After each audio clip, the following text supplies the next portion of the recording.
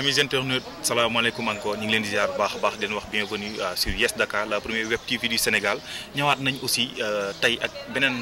mais cette fois-ci avec une femme, une dame de fer. Elle s'appelle OMG from DD Record. Nous sommes sur Yes Dakar. Let's go. Oumy Gueye laay wax wala OMG laay wax laay wax na laa lay. non waxal bu la ci neex parce que am na ñoo xamante ne mënuñu wax OMG donc Oumy la ñuy wax ñii di wax Oumy Gueye donc bu la neex rek. waaw donc on va parler de Oumy Gueye ba pare doogi wax OMG mais dañu bëggoon xam kan mooy Oumy Gueye. waaw Oumy Gueye c'est une femme tout d'abord comme ni ma ko mën a waxee nekk native bu Bargny dëkk Bargny yaroo fa màggee fa nekk également DD Record en tant qu'artiste donc ma def sama parcours scolaire biir Bargny pare nag def cursus universitaire après def communication journalisme ISIC benn école bu tudd ISIC. kooku mooy Oumy Gueye quoi mais gis nañu OMG depuis bi ñu ko découvrir man maa ngi la découvrir en 2012 ci album Mass Boukrou ci laa la découvrir nga participé woon ci album boobu nga xam ne moo nekkoon évolution yéegal yéen de Mass Boukrou Karim ak Dëgër ñu ngi leen di siyaar barawee nga defoon ci lu am solo ay featuring 3 featuring bokk nga ci Le Lion est mort bokk nga ci Yarluwaan bokk nga ci ak banaat ñaar yooyu la ak Miss Nawar aussi man maa doon gën a jàpp voilà mais après ñu xool nga defoon benn connexion ak après des séries de singles nga def benn connexion benn collabo ak Mamy Victory naka la collaboration bi demee dikkee woon bokk. waaw déjà comme li nga wax foofu laa tàmbalee nekk DD Record depuis 2010 donc parce que 2009 laa leen xam donc 2010 ma intégré label bi commencé nag di def ay son ak yeneen artistes label bi donc 2012 2013 ma génne samay single commencé di def samay affaire bopp donc Mamy elle a intégré le label en 2014 2015 su ma juumulee et bon vu que gars yi tamit gisoon nañ que ne c'est deux styles yoo xamante ne dañoo différents trop mais complémentaires et que nekk na ñaari jigéen yoo xamante ne aussi ñi ngi def lu nice chacune de son côté di waa DD Record ne pourquoi pas ñu boole ñu ci benn album donc c'est vrai que li ñuy wax rek waxatu bu daje gestu la à un moment donné ñun ñaar tamit ku nekk sentiroon na moroomam li muy def ñu toog ñu waxtaan si ñu ne on veut faire quelque chose avec chacune tu vois donc moment boobu également Bibet ak Paul ñu wooñu ñu ne dañu bëgg ngeen def benn affaire ñu ne leen ça tombe bien parce que ñun waxtaan nañ si ba pare donc day gën a yomb rek donc ils ont fait ça ñu commencé liggéey projet bi on l'a fait en 2017 et voilà ça a été un projet boo xamante ne ça a été très bien accueilli par le public et particulièrement par le public du hip-hop. Voilà après ngeen defoon benn bagage bu nice boo xam ne ñëpp ñëw ci temps noonu surtout le milieu hip-hop ngeen commencé woon nekk ci promo bi mais promo bi jotul yegg groupe bi daal di mën naa ni dafa ku nekk dafa dem yoonam quoi. waaw en fait bon pour leerlu rek ne c'était pas un groupe c'était une collaboration donc ñoo bokkoon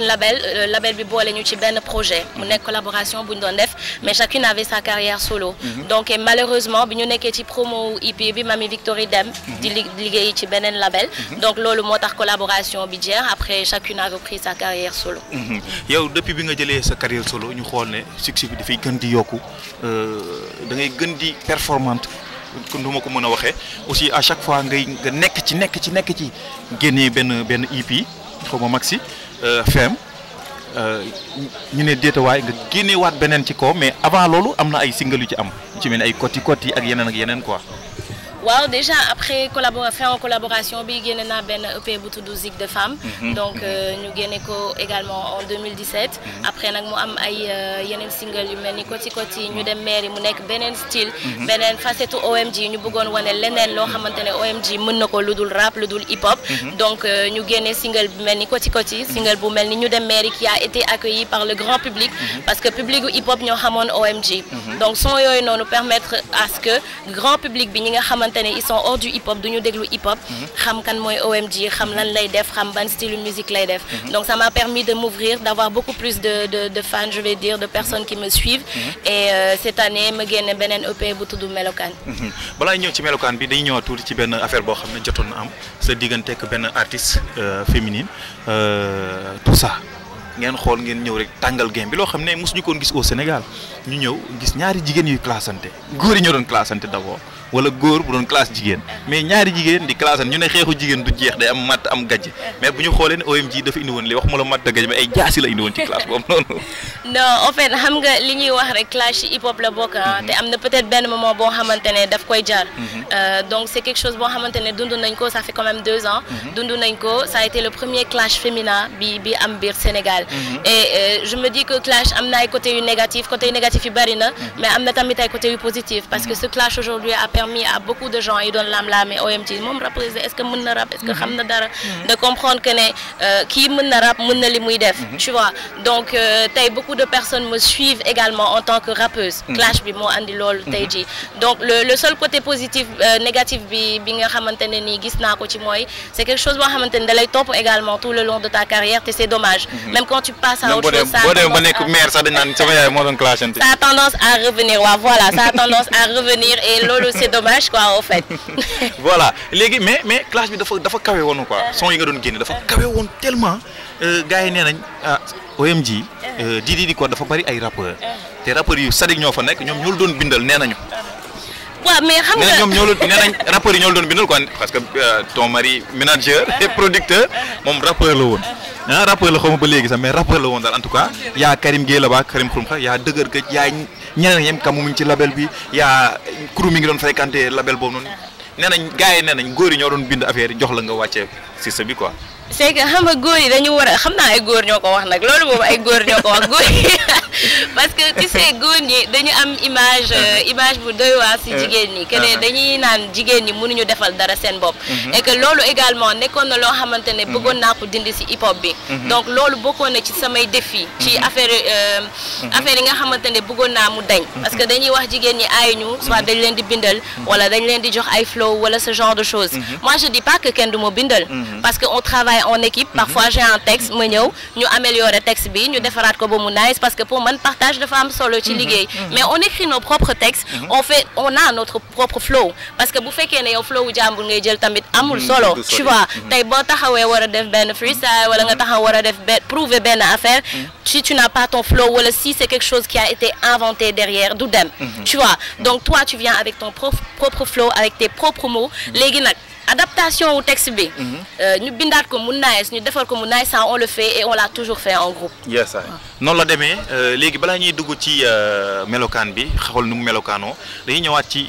mën naa ni 2 ans yëpp OMG la ñuy gis mooy meilleur artiste féminin loolu kenn wanteetu ko quoi te ba léegi xam naa ne tamit bàyyi woo ko ak ñeneen ñi quoi lan mooy secret OMG ba depuis que bi mu nekkee bi ñu ko xamee ba léegi surtout bi nga arrêté liggéey ak Mamy Victory ba léegi da nga garder affaire bi muy gën di yéeg quoi. waaw man li ma gëm lenn la mooy liggéey amul leneen te xam nga liggéey bëri na ay façon mais liggéey nga boole si fulla ak fayda ak jom ak patience dafa am solo parce que tey jii amaana OMG am na fu mu tollu tey ñu bëri dañu foog ne OMG mi ngi door a fël parce que ñu bëri ñi ngi may door a xam par rapport ak peut-être côté ñu dem mairie wala EP bi génn yàggul dara tu vois donc alors que OMG depuis 2012 wala depuis 2010 mi ngi nekk ci suuf di liggéey mi ngi liggéey et à chaque fois buy génnee dara wala mu war a def dara dafay xool ndax déjà li muy génnee qualité la muy qualité ci son qualité ci vidéo parce que dafa am solo surtout les vidéos yi voilà exactement vidéo yi ñooy jaay son bi parfois ce son mën na bañ a nice sax mais vidéo ba ngay génn nice tellement ba mu jaay son bi tu vois ce son mën na nice torop nga génn vidéo boo xam ne day rey son bi donc c'est tout un package boo xamante ne ñun on s'efforce tout le temps di def lépp mu baax muy son bi muy vidéo bi ak muy promo bi également parce que c'est important. Effectivement c'est important parole de OMG ñu ñëw ci melokaan bi ñëw na indi na couleur yu bëree bëri lan mooy particularité melokaan par rapport ak produit yi nga xam jotu nga ko génne.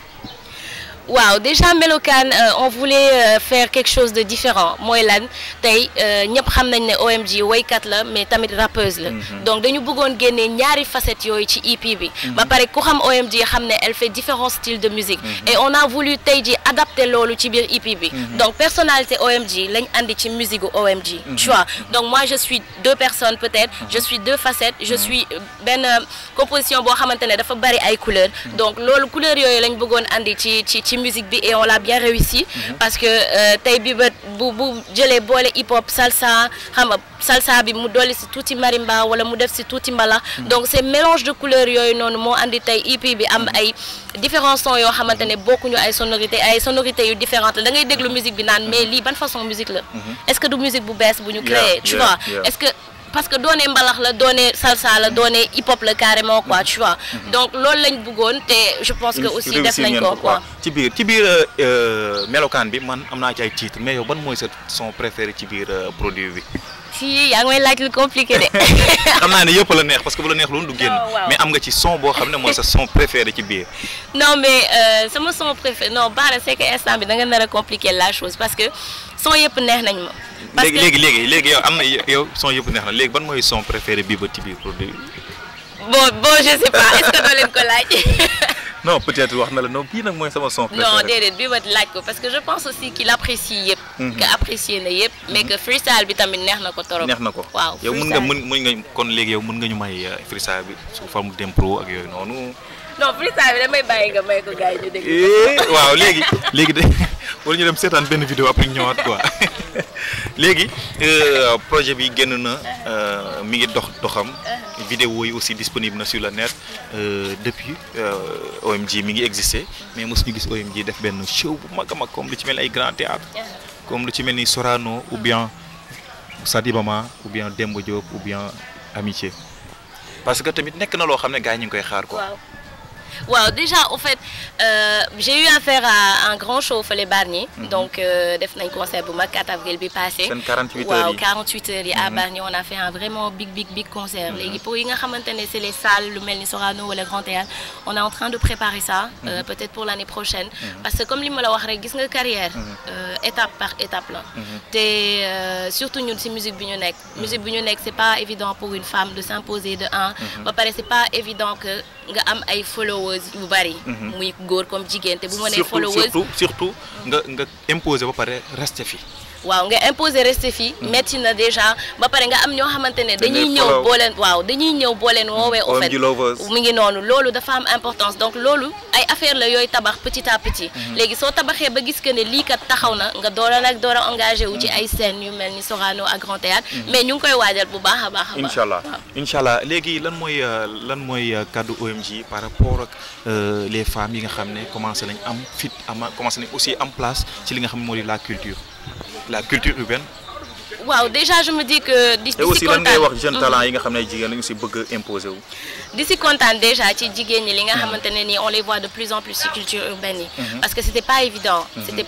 ñun bi ñuy ñëw pratiquement le terrain était neutre. tu vois y avait plus pratiquement ay rappeuses. donc recommencement lañ doon def. te recommencé nañ ba yegg si fii. am suñu yeneen sisters yoo xamante ne gis nañ loolu et que ñi ngi ñëw ça nous fait toujours plaisir c'est toujours une fierté. et que loolu mooy ñun suñu pierre à l'édifice bi ñu andi tu vois et ñi di ñëw également li ma leen di wax rek mooy que ne nañ patiente. nañ am fulla ak fayda ci seen bopp nañ xam ñoom ñooy ñan. ak lan moo leen yëkkati parce que nit ku nekk ak li ko yëkkati aussi. yow bu fekkee ne aujourd'hui tu es là pour être rappeuse. pour def loolu sa carrière.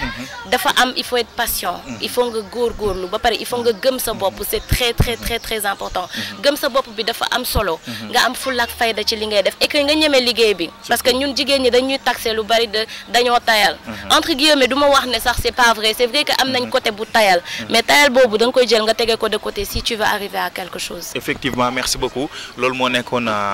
parole OMG par rapport ak les femmes yi nga xam ne ngi commencé imposer ci game bi noonu la am leen seen fulla ak fayda bu leen kenn yóbbaale ci lenn loo xam ne du ñàkk fayda lay doon aussi essayer leen ngeen di dem ci kanam di jàng di côtoyer ñi nga xam ne aussi tamit xam nañ surtout loolu am na ci solo parce que tamit lu góor mën jigéen mën na ko loolu kenn waranteetu ko OMG est là elle fait partie des meilleurs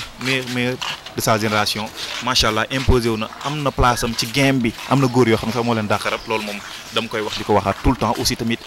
fexe leen structuré wu am ñu nekk seen ginnaaw parce que nit ki ku nekk mënul defal boppam lépp quoi OMG lan mooy nekk last word bi aussi lan ngay wax ñi nga xam ne ñooy seetaan Yes Dakar. waaw di la remercier ah di wax que ne gars yi déjà projet Melokaan génn na le 20 juillet le génn et que gars yi nañ ko wuti c'est disponible sur toutes les plateformes de téléchargement wala ñu woote Didi Record suñu wootee Didi Record rek dinañ ko mën a am donc on a déjà tamit 2 vidéos yoo xamante ne ci projet bi ils sont disponibles muy lu ci sayoon ak waxuma woon lii ils peuvent aller voir ça aussi sur YouTube donc et di remercier également Yes Dakar di la remercier yow mi également di nuyu gars yëpp ñu doon seetaan jaajëf merci beaucoup c'était OMG sur Yes Dakar Web TV Sénégal c'est la première donc gars yi rendez-vous très prochainement c'était Didier Bara bu ñuul merci beaucoup à Philippe ci caméra bi équipe technique bi mi ngi leen di bëgg bu baax a baax à bientôt inchallah. N'oubliez pas de vous abonner à notre chaîne YouTube Yes Dakar, la première Web TV du Sénégal.